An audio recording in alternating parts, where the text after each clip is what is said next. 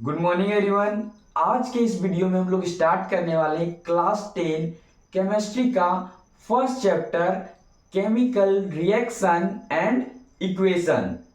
देखिए, सबसे पहले यहाँ पर बात ये आता है कि आखिर में हम लोग को इस लेसन में किन किन टॉपिक को कवर करना है। इट मीन्स हम लोग को इस चैप्टर में किन किन टॉपिक को पढ़ना है।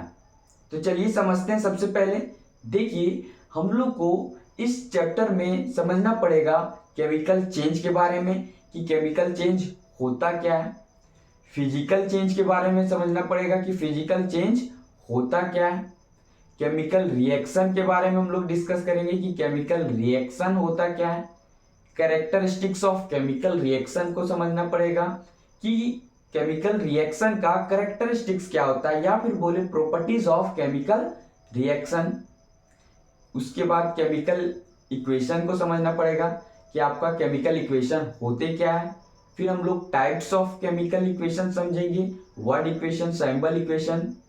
फिर बैलेंस इक्वेशन, अनबैलेंस इक्वेशन कि बैलेंस केमिकल इक्वेशन होते क्या है, अनबैलेंस केमिकल इक्वेशन होते क्या है। फिर हम लोग समझेंगे टाइप्स ऑफ केमिकल रिएक्शन कि केमिकल रिएक्शन के कौन कौन से टाइप होते हैं, जैसे combination reaction, displacement reaction, decomposition reaction, double displacement reaction. ये सभी आपके टाइप्स ऑफ रिएक्शन में आएंगे। फिर हम लोग को डिस्कस करना है आपका रेडॉक्स रिएक्शन। रेडॉक्स रिएक्शन में रिडक्शन, ऑक्सीडेशन दोनों को डिस्कस करना है। फिर हम लोग को इसमें डिस्कस करना होगा कि रेंसिडिटी क्या होता है, कोरिजन क्या होता है। ठीक है, हम लोग रेंसिडिटी से कैसे प्रिवेंट करेंगे सब्सटेंस को, जो ईटेबल सब्सटेंस होते हैं उसे कैसे प्रिवेंट करेंगे। ठीक है, कोरिजन होता क्या है, कोरिजन से हम लोग किसी भी मेटल को कैसे प्रिवेंट करेंगे। ठीक है, ये समझना है। कंबसन समझेंगे हम लोग, रिस्पिरेशन समझेंगे हम लोग। तो इन सभी टॉपिक्स को, और हम लोग को जो भी मैंने आपको बोला था रेडॉक्स रिएक्शन, वो हम लोग हाइड्रोजन और ऑक्सीजन के बेसिस पे भी डिस्कस करेंगे और इलेक्ट्रॉनिक कॉन्सेप्ट के बेसिस पे भी रेडॉक्स रिएक्शन को समझेंगे। तो इन सभी टॉपिक्स को हम लोग को इस लेसन में कवर करना है। तो चलिए वन बाय वन करके सभी को हम लोग कवर करेंगे। सबसे पहले बात आता है कि आखिर में फिजिकल चेंज और केमिकल चेंज, फिजिकल चेंज और केमिकल चेंज होता क्या है।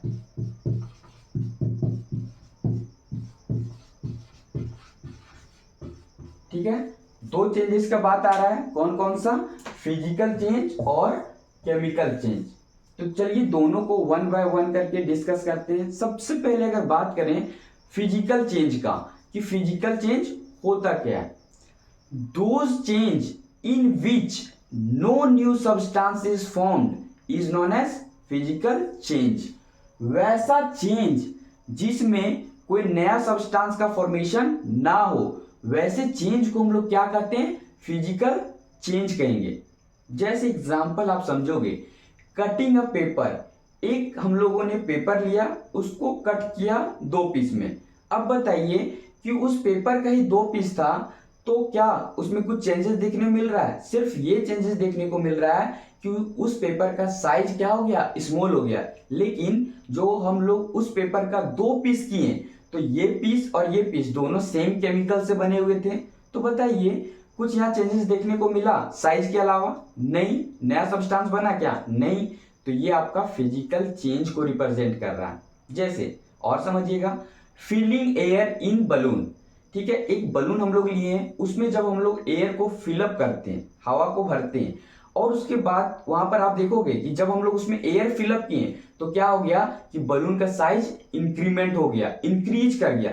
लेकिन जैसे हम लोग उससे एयर को रिमूव कर लिए, बाहर निकाल लिए, आउट कर लिए एयर को, तो हुआ क्या कि फिर से वो अपने ओरिजिनल साइज में आ गया, ओरिजिनल शेप में आ गया, है ना जी। तो यहां पर हुआ क्या कि चेंजेस तो आया, लेकिन कुछ समय के लिए आया, फिर से वो ऐसा ही हो गया, कोई नया सब्सटेंस बना नहीं, है ना। तो ये आपका फिजिकल चेंज को रिप्रेजेंट कर रहा है। फिर हम लोग बोले conversion of ice into water and water into ice. ये जो है ये भी आपका फिजिकल चेंज को रिप्रेजेंट कर रहा है, क्योंकि नया सब्सटेंस का फॉर्मेशन हो ही नहीं रहा है। जैसे समझोगे कि आइस है, ठीक है, आइस जो है, आइस में हम लोग क्या करते हैं, आइस में हम लोग हीट करते हैं तो वो किस में कन्वर्ट हो जाता है, वाटर में। किस में कन्वर्ट होता है जी, वाटर में। जब हम लोग फर्दर वाटर को हीट करते हैं तो वो किस में कन्वर्ट हो जाता है, आपका वेपर में, जो कि गैसेस स्टेट में होता है। ठीक है, आपको पता है कि आइस सॉलिड स्टेट में, वाटर लिक्विड स्टेट में, और जो वेपर होता है वो किस स्टेट में रहता है, गैस स्टेट में। ठीक है, अब यहां पर आप देखोगे कि जो वेपर है इसको जब हम लोग कूलिंग करते हैं, क्या करते हैं, कूलिंग, ठीक है, वेपर को हम लोग क्या कर रहे हैं, कूलिंग कर रहे हैं, तो ये किस में कन्वर्ट हो गया, वाटर में। फिर वाटर को जब हम लोग कूलिंग किए तो ये किस में कन्वर्ट हो गया, फिर से आइस में कन्वर्ट हो गया। आप देखे होंगे कि पानी को जब हम लोग ठंडा करते हैं, ठीक है, फ्रिज में डाल देते हैं, तो होता क्या है कि वो आइस में चेंज हो जाता है कि नहीं हो जाता है, हो जाता है। तो वहां पर क्या हो रहा है, टेम्परेचर हम लोग क्या कर रहे हैं, डिक्रीज कर रहे हैं ना, इसकी वजह से इट मीन्स हम लोग क्या कर रहे हैं, कूलिंग कर रहे हैं। तो यहां पर आप देखोगे कि कोई भी नया सब्सटेंस बन नहीं रहा है, ठीक है, सिर्फ स्टेट में चेंजेस देखने को मिल रहा है। तो ये किस चेंज को रिप्रेजेंट कर रहा है, फिजिकल चेंज को। क्योंकि क्यों रिप्रेजेंट कर रहा है, क्योंकि यहाँ कोई नया सब्सटेंस बन नहीं रहा है। आप यहाँ समझोगे कि H2 जो आपका आइस है उसका भी केमिकल फॉर्मूला H2O है, जो वाटर है इसका भी केमिकल फॉर्मूला H2O होगा, ठीक है, और जो वेपर है इसका भी केमिकल फॉर्मूला क्या होगा, H2O होगा। तो आप देखोगे कि तीनों का जो केमिकल फॉर्मूला है, आइस, वाटर, वेपर का, सभी का क्या है, H2O है। तो आपको यहाँ कोई चेंजेस देखने को मिल रहा है क्या तीनों में, नहीं। इट मीन्स ये किस चेंज को रिप्रेजेंट कर रहा है, फिजिकल चेंज को। आप यहाँ ये समझोगे अब कि फिजिकल चेंज जो होता है वो आपका टेम्पोररी चेंज होता है। कैसा चेंज होता है जी, टेम्पोररी चेंज। टेम्पोररी मतलब कुछ समय के लिए, है ना, टेम्पोररी मतलब क्या होता है, कुछ समय के लिए। जैसे आपको पता है, आप यहाँ समझोगे कि आइस को हम लोग हीट किए तो वाटर बन गया, ठीक है, और वाटर को हीट किए तो क्या बन गया, वेपर बन गया। अब बताइए कि वेपर को हम लोग कूल कर रहे हैं तो वाटर बन गया, और वाटर को कूल कर रहे हैं तो आइस बन गया। तो यहाँ तो क्या हो रहा है कि फिर से अपने स्टेट में आ जा रहे हैं। तो ये टेम्पोररी चेंजेस हुआ ना, कि कुछ समय के लिए। जैसे आपको मैंने बलून का एग्जांपल दिया था कि बलून में हम लोग एयर फिलअप किए थे तो उसका साइज चेंज हो गया था, लेकिन जैसे एयर हम लोग उससे हवा को बाहर निकाल लिए तो फिर से ओरिजिनल साइज में आ गया। तो इसका कहने का मतलब क्या है कि एक समय के लिए तो चेंजेस आया, लेकिन टेम्पोररी चेंजेस आया, है ना, क्योंकि एयर जैसे हम लोग बाहर कर लिए तो फिर वो क्या हो गया कि फिर से अपने जैसा हो गया। तो चेंजेस तो है, लेकिन कैसा चेंज है, टेम्पोररी चेंज है, मतलब कुछ समय के लिए। आप समझ पा रहे होंगे। देखिए आप यहाँ पर एक चीज नोटिस किए होंगे कि ये जो एरो है, अपवर्ड की ओर पार्सली और डाउनवर्ड की ओर पार्सली, ये जो एरो आप देख पा रहे हैं कि इस लाइनिंग में हाफ एरो, हाफ लाइनिंग, और इस लाइनिंग में हाफ, ये आपका रिप्रेजेंट करता है रिवर्सिबल चेंज को। क्या रिप्रेजेंट करता है, रिवर्सिबल चेंज। तो जो फिजिकल चेंज होते हैं वो नेचर में रिवर्सिबल होते हैं। क्या होते हैं, रिवर्सिबल, ठीक है। रिवर्सिबल का मतलब होता है कि अगर कोई सब्सटेंस दूसरे सब्सटेंस में कन्वर्ट हो गया तो फिर से जो दूसरा सब्सटेंस है वो पहले सब्सटेंस में आ जाएगा। जैसे आप समझिएगा कि दो सब्सटेंस बोल रहे हैं, आप बोल रहे हैं कि उसमें रिवर्सिबल चेंज हो रहे हैं, ठीक है, कैसा चेंज हो रहा है, reversible. It means first substance second में चेंज हो गया तो सेकेंड फर्स्ट में चेंज हो जाएगा, ये रिवर्सिबल होता है। तो आप यहाँ पर देख ही होंगे कि आइस वाटर में चेंज हो गया, वाटर आइस में भी चेंज हो रहा है। तो ये आपका, इसलिए हम लोग यहाँ पर कौन सा यूज कर रहे हैं, ये एरो यूज कर रहे हैं, और ये रिवर्सिबल को रिप्रेजेंट करता है ये एरो। आई होप आप फिजिकल चेंज समझ गए होंगे। अब हम लोग समझेंगे केमिकल चेंज होता क्या है। तो चलिए समझते हैं केमिकल चेंज को। Those change in which new substance is formed is known as chemical change. वैसा चेंज जिसमें नया सब्सटेंस का फॉर्मेशन होगा, वैसे चेंज को हम लोग केमिकल चेंज करते हैं। जैसे एग्जाम्पल हम लोग बात करें तो conversion of milk into curd, burning of paper, rusting of iron, ETC, ये सभी एग्जाम्पल हैं केमिकल चेंज के। जैसे आप समझोगे कि मिल्क है, वो किस में कन्वर्ट हो गया, कर्ड में। मिल्क मतलब आप जानते हैं दूध, कर्ड मतलब दही, ठीक है। मिल्क का प्रॉपर्टी कर्ड के प्रॉपर्टी से बिल्कुल डिफरेंट है। क्या है, बिल्कुल डिफरेंट है, ठीक है। मिल्क का अलग नेचर है, कर्ड का अलग नेचर है। तो नया सब्सटेंस बन रहा है कि नहीं बन रहा है, बन रहा है। अगर हम लोग यहाँ चाहेंगे कि कर्ड से फिर से मिल्क बन जाए, बनेगा क्या, ये पॉसिबल ही नहीं है कि कर्ड से हम लोग फिर से मिल्क बना देंगे। ये पॉसिबल है क्या, नहीं पॉसिबल है। इट मीन्स केमिकल चेंज में हो क्या रहा है कि नया सब्सटेंस बन जा रहा है, ठीक है। तो आप यहाँ देख पा रहे होगे कि ये चेंज में क्या हो रहे हैं कि नया बन रहा है कि नहीं बन रहा है। मिल्क आपका कर्ड में चेंज हो गया तो न्यू सब्सटेंस बना ना जी। तो ये आपका किस चेंज को रिप्रेजेंट कर रहा है, केमिकल चेंज को रिप्रेजेंट कर रहा है। समझ रहे बात को।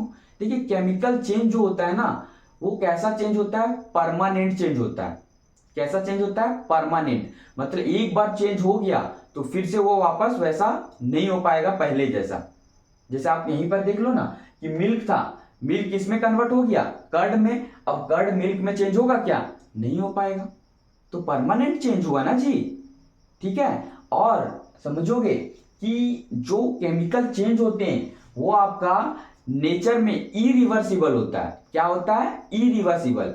मतलब कहने का ये है कि दो सब्सटेंस है, फर्स्ट सब्सटेंस अगर सेकेंड सब्सटेंस में चेंज हो गया तो सेकेंड सब्सटेंस फिर से फर्स्ट सब्सटेंस में चेंज नहीं हो सकता। इसमें केमिकल चेंज में।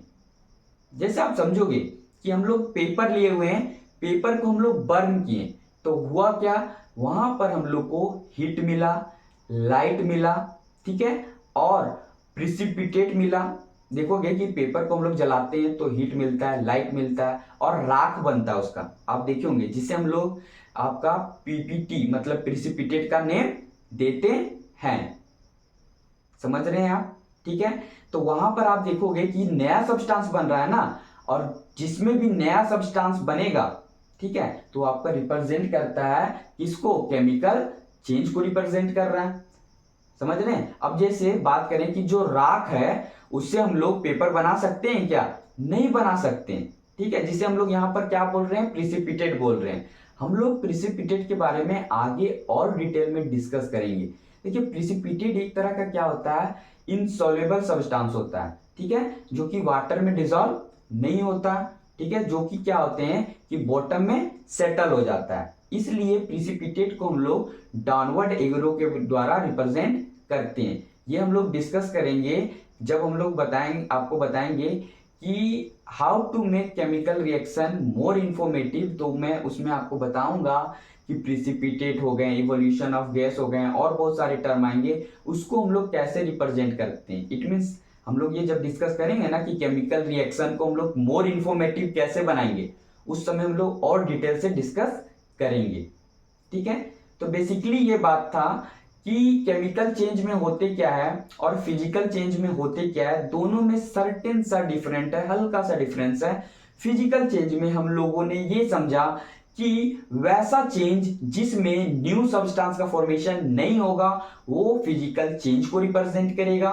फिजिकल चेंज टेम्पोररी चेंज होता है, फिजिकल चेंज आपका रिवर्सिबल होता है नेचर में। जबकि हम लोगों ने समझा कि केमिकल चेंज आपका क्या होता है, परमानेंट चेंज होता है। और केमिकल चेंज क्या होता है, वैसा चेंज जिसमें न्यू सब्सटेंस का फॉर्मेशन होगा, ठीक है। और केमिकल चेंज आपके क्या होते हैं, इरिवर्सिबल होते हैं नेचर में। आई होप, मैं उम्मीद करता हूं कि आपको फिजिकल चेंज और केमिकल चेंज,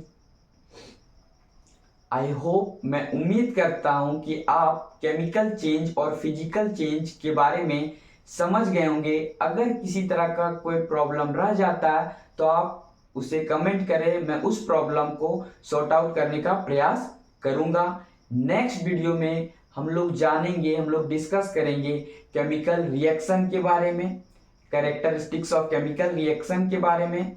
फिर हम लोग जानेंगे केमिकल इक्वेशन के बारे में, types of chemical equation, it means word equation, symbol equation, और उसी में हम लोग डिस्कस करेंगे रिएक्टेंट के बारे में, प्रोडक्ट के बारे में।